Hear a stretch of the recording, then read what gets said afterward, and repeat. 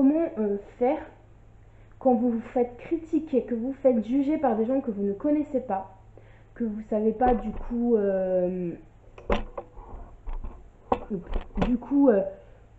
leur ressenti, leurs pensées, comment faire? Alors je vous explique, j'ai écrit un message sur le groupe de sleeve sur YouTube, donc qui est pas bête, hein, c'est un groupe de sleeve pour à l'origine se soutenir. J'ai été critiquée, mais à un point que vous pouvez pas imaginer. J'avais fait une vidéo dans un vlog justement où je montrais les commentaires, puis je me suis dit, pourquoi leur donner de l'importance quand eux nous cassent? Donc ce que j'ai fait, je me suis dit, pourquoi je fais pas simplement une vidéo pour le manque de respect des gens? Alors il faut savoir que j'ai mis juste un commentaire en disant que un message, que j'étais heureuse de pouvoir entrer dans du 46-48 à 126 kg pardon, à l'époque, 126 kg, et que je rentrais dans du 46-48, mais que j'avais essayé 2 hauts en 44 et que j'y étais rentrée dedans, mais que je me sentais pas à l'aise, mais que c'était une joie, donc du coup je voulais le partager avec eux, sachant que c'est un groupe de split, c'est un groupe sur Facebook où on s'aide et tout, et en fait mais j'ai déprimé pendant un petit moment en fait. Et heureusement que voilà, que j'ai ma famille, j'ai mon entourage, ma belle famille qui sont là pour moi, j'ai mon homme et qui m'ont dit baisse pas les bras, t'arrêtes pas à ça quoi. C'est que des cons, ils te ils connaissent pas ton passé, ils savent pas d'où t'arrives.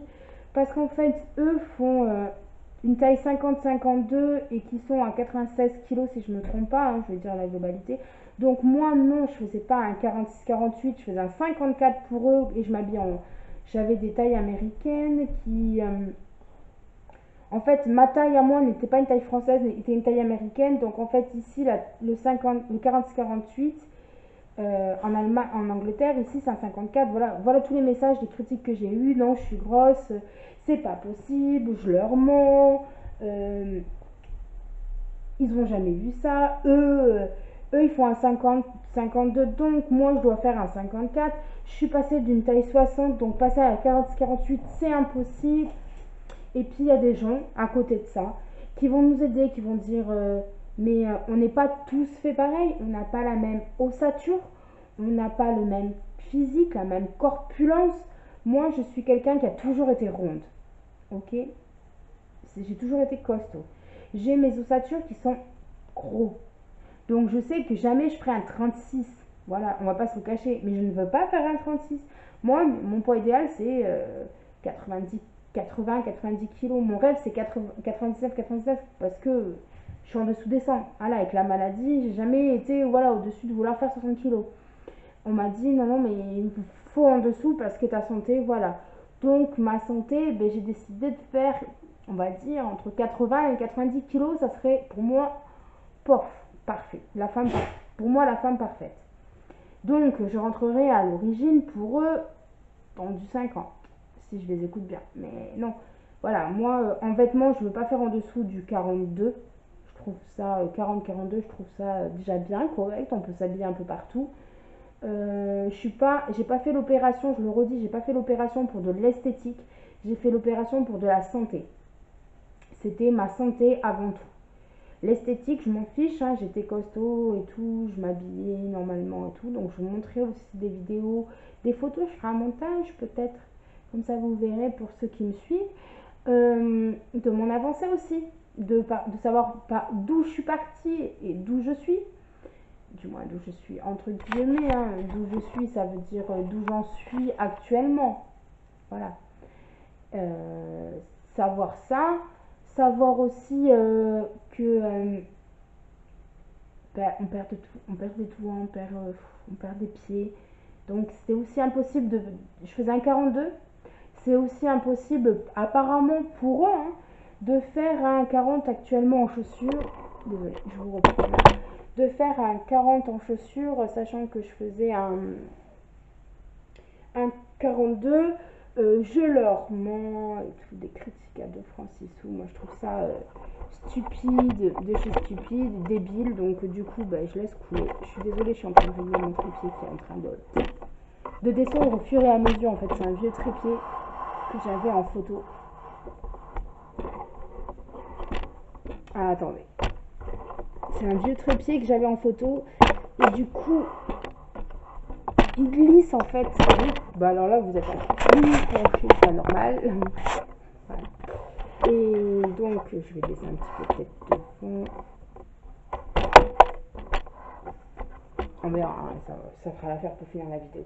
Je suis désolée, vous avez fait un petit bitmap dans la maison, c'est pas grave.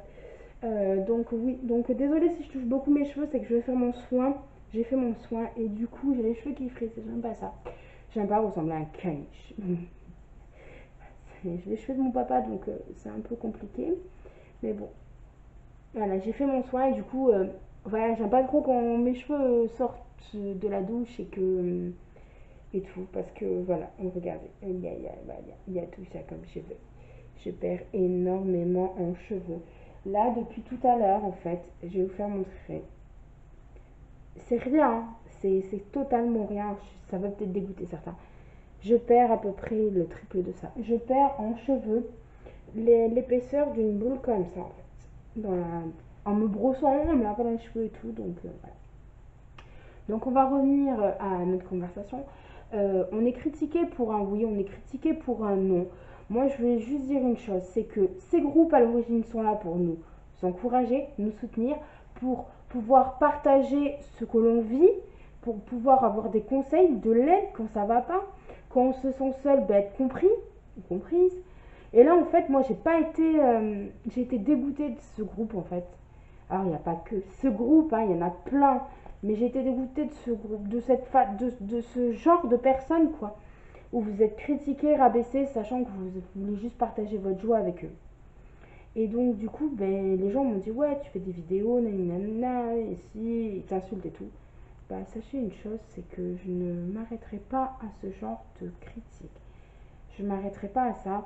On m'a demandé de reprendre les vidéos pour un suivi psychologique, peut-être pour certains, pour pouvoir aider d'autres personnes à prouver et montrer mon parcours, quoi. Partager mon parcours avec vous, avec tout le monde. Donc, voilà. En tout cas, moi, on m'a proposé, c'est des gens donc, qui m'ont envoyé des emails pour me proposer de reprendre ma chaîne YouTube. Et je l'avais arrêté, je l'ai désactivé. Donc, ma chaîne YouTube, on peut trouver les vidéos, mais voilà, ça m'intéressait pas de la reprendre. Donc, du coup, j'en ai recréé une quand je commençais ma publicité sur Internet. Du coup, ben, je suis contente d'avoir repris cette chaîne. En tout cas, c'est difficile de rester positif quand on se fait rabaisser à plus bas que soi, plus bas que terre. En tout cas, la critique est facile, mais l'aide est difficile. Donc, je tenais à dire pour les personnes qui se sont fait critiquer, juger, rabaisser comme moi, qu'il ne faut pas, en fait, il ne faut pas se rabaisser à un tel personnage. Donc, quand je dis un tel personnage, c'est une telle personne, quoi. Voilà. Restez toujours positif, allez le plus loin possible et vivez vos rêves à fond, hein. Ne vous arrêtez pas à ce genre de personnes.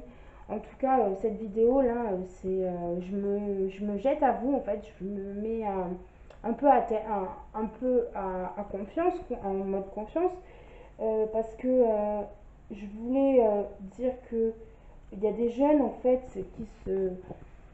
qui se suicident, qui font des tentatives de suicide, qui meurent tous les jours pour des menaces, pour des moqueries, pour plein de choses en fait. Et je tenais à dire que c'est pas facile quand on vit ça. Déjà, nous, étant jeunes, moi, quand j'étais au collège, on m'a critiqué, on m'a jugé, on me tapait dessus, on me crachait dessus. On me disait, la grosse elle pue, si ça. Mais je pétais les plombs. Alors, je devenais folle, moi, à l'époque, au collège. Le surveillant qui avait pété les plombs, il me disait, arrête, Coralie, arrête. Calme-toi, passe à autre chose. Le jour où quelqu'un va te tomber dessus, ça va pas le faire.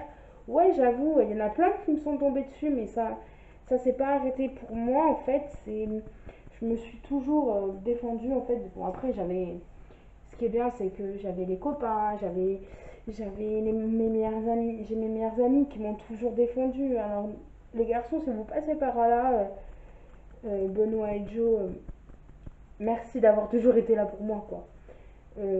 Benoît et Jordan, voilà. C'est mes meilleurs amis, on se connaît depuis qu'on est tout bébé. Pour Benoît, on se connaît depuis tout bébé. Son papa, c'est le meilleur ami à mon papa. Et Jordan, c'est pareil, c'est dans le même style. C'est un peu comme de la famille en fait. On a été élevés ensemble. Et du coup, ben, c'est mes meilleurs amis. Et en plus, on était tous les trois ensemble. On avait un petit groupe là. On était tout le temps ensemble. On se retrouvait. On nous tardait juste une chose, c'est de faire la fête, c'est de s'amuser et tout. Et c'est vrai que quand on est au collège, en fait, on se fait beaucoup critiquer, beaucoup juger. Et si on n'est pas entouré niveau amis, ça va pas. On perd totalement pied en fait. Et du coup, bah, moi, ça m'a fait plaisir d'être entourée de mes meilleurs amis, sachant qu'on se connaissait depuis qu'on était petits. Donc, en fait, ils m'ont aidé à passer la frontière du collège. Et au lycée, c'est devenu plus compliqué parce qu'au lycée, en fait, on est dans une période où on a un petit copain et qu'on vit en couple, du moins en couple, on vit un week-end chez soi et tout. Voilà, moi, mon tout premier copain, c'est tout premier copain, du moins en niveau rapport, hein, je suis désolée, ma première fois quoi. C'était au lycée et en plus il venait du vendredi au dimanche et un week-end sur deux. Et après, du coup, vu comme il était dans un lycée pas loin et qu'il habitait un peu plus loin, du coup, ben, mes parents lui avaient proposé d'être hébergé et tout.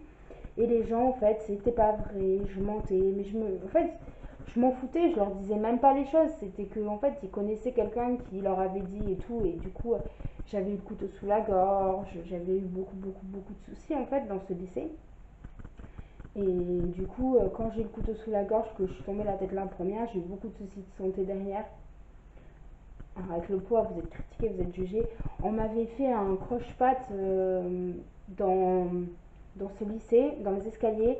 Et ce qui m'avait sauvé, c'était mon classeur de cours hyper gros là, qui m'avait protégé la nuque. Et je m'en souviendrai comme si c'était hier. Les gens de ma classe rigolaient, riaient de ce qui se passait. Sauf que en fait, moi, ça me faisait plus mal parce qu'il y avait personne qui m'aidait, quoi, personne qui me comprenait. Et j'ai rencontré en fait un ami là-bas que j'ai perdu de vue. Et cette personne en fait m'a vu dans l'escalier, m'a relevé, m'a amené à l'infirmière et a été voir mes deux meilleurs amis qui sont arrivés direct, qui m'ont pris sous leur aile en fait, qui m'ont jamais lâché. Et moi ce que je faisais c'est que j'étais pas en pause avec ma classe, j'étais en pause avec mes meilleurs amis. Donc j'avais pas beaucoup d'amis, j'avais ceux-là qui resteront, je l'espère, toute ma vie mes amis parce que pour moi c'est comme des frères. Alors je suis désolée, c'est mon chien, il pète le plomb. C'est comme des frères pour moi, hein, je ne vois pas ma vie sans eux, voilà. En tout cas, j'espère que ça leur fera plaisir s'ils entendent ça. Ils peuvent le savoir et je pense qu'ils savent qu'est-ce que je pense d'eux. Pour moi, ils sont beaucoup. Et ils m'ont sauvé plus d'une fois et je leur rendrai tout le temps l'appareil. En tout cas, voilà, je vous fais partager ça. Si vous avez des enfants, faites attention à eux. Si c'est vous qui êtes dans le même cas que j'ai été, faites attention à vous. Parlez-en. Alors, je ne regarde pas la vidéo parce qu'en fait, ça m'émue. C'est que je reviens un peu l'histoire et du coup, j'ai les larmes aux yeux et je ne peux pas. Donc, je regarde en fait derrière la caméra, ce qui est compliqué. Hein. Je regarde derrière parce que je me dis si je regarde la caméra, je vais pleurer, ça va pas le faire et je ne veux pas pleurer. Donc, il ne faut pas revivre.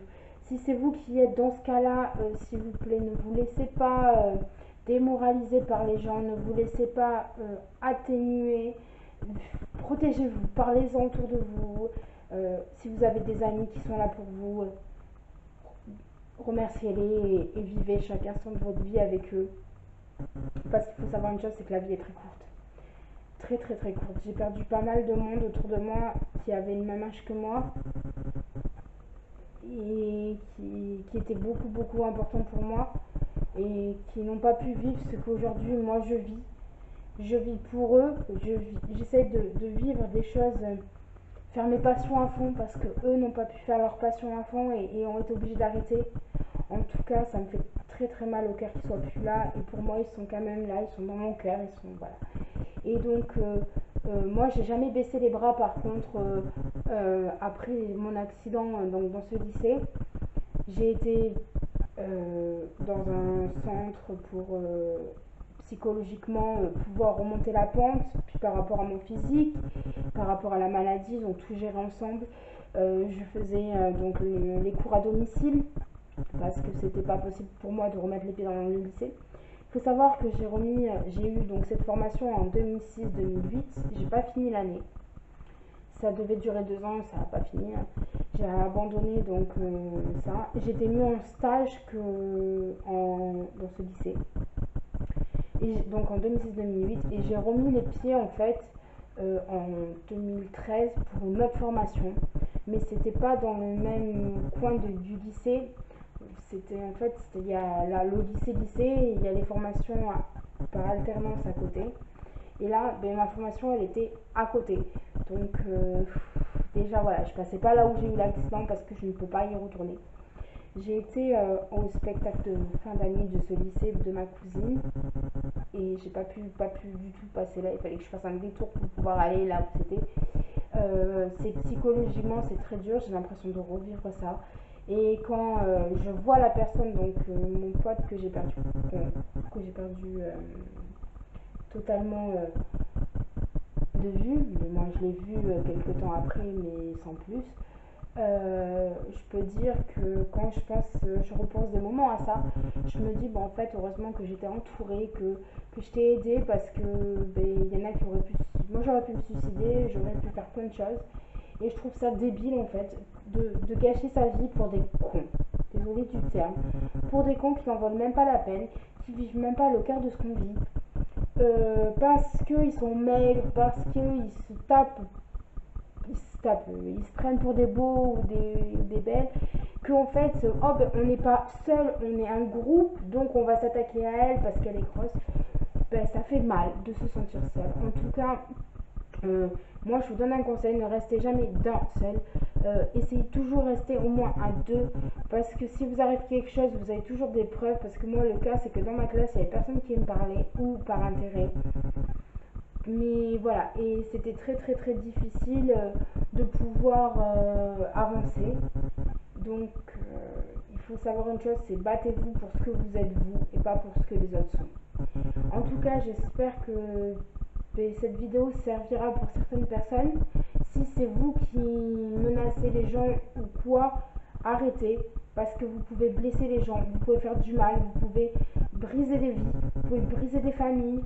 Et ça fait très mal de briser les familles des gens. Je sais de quoi je parle. Hein. J'ai été brisée moi par rapport à d'autres cas. En tout cas, je demande juste une chose, c'est que s'il y a besoin d'en parler, parlez-en. Ne restez pas comme ça.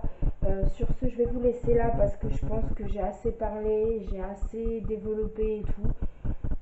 Je souhaite une bonne journée à tout le monde. Je sais que je vais vous quitter sur ça parce que je peux plus là. Ça passe pas beaucoup là. J'ai envie de lâcher. Donc je ne veux pas faire des vidéos tristes ou quoi que ce soit, mais cette vidéo j'en ai besoin d'en faire parce que j'ai beaucoup déprimé l'autre jour et que je me suis dit désolée, la caméra a coupé parce que j'avais plus du tout de batterie. Donc c'était juste pour vous dire. N'oubliez pas de mettre un commentaire, un j'aime, abonnez-vous, partagez si vous voulez pour ma chaîne YouTube, il n'y a pas de souci. N'oubliez pas de dire quelle vidéo vous aimeriez avoir, pardon. En tout cas, je remercie ceux qui sont là, je vous fais d'énormes bisous. Et n'oubliez pas une chose, c'est soutenez-vous et vivez vos rêves. Allez, bisous les loulous. Et on garde le sourire quoi qu'il arrive, même si c'est dur. À la prochaine et j'espère que ça vous plaira mes petites vidéos. En tout cas, j'ai plein de vidéos en cours. Bisous les loulous.